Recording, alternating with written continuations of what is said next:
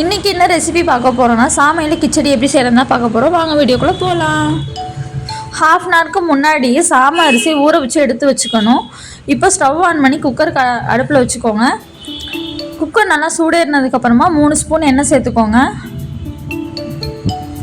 எண்ணெய் சூடானதுக்கப்புறமா கொஞ்சமாக கடுகு உளுத்தம் பருப்பும் சேர்த்துக்கோங்க. 2 வரமிளகாய் கொஞ்சம் கருவேப்பிலையே சேர்த்துக்கோங்க. இப்போ நறுக்கி வச்சுருக்கக்கூடிய ஒரு பெரிய வெங்காயத்தையும் நம்ம அதோட சேர்த்துக்கலாம்.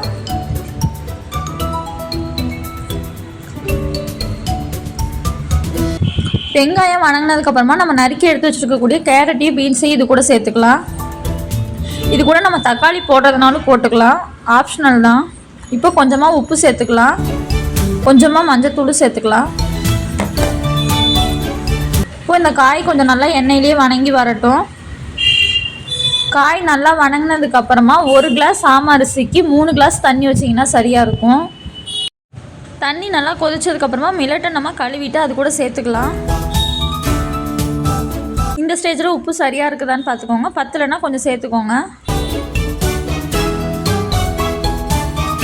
இதை நல்லா கொதிச்சதுக்கப்புறம் குக்கரை மூடி 3 விசில் விட்டு எடுத்துக்கோங்க. சுட சுட பரிமாறுறதுக்கு சாமை கிச்சடி ரெடி ஆகிடுச்சு. இதை நீங்களும் வீட்டில் ட்ரை பண்ணி பாருங்கள். இந்த வீடியோ உங்களுக்கு பிடிச்சிருந்ததுனா லைக் பண்ணுங்கள், ஷேர் பண்ணுங்கள். அப்படியே மறக்காமல் நம்ம சேனலை சப்ஸ்கிரைப் பண்ணிவிட்டு பக்கத்தில் இருக்க பெல் ஐக்கானே அழுத்திக்கோங்க. அப்போ தான் அடுத்தடுத்து நம்ம போடக்கூடிய வீடியோ உங்களுக்கு நோட்டிஃபிகேஷனாக வரும். தேங்க்யூ ஃபார் வாட்சிங்.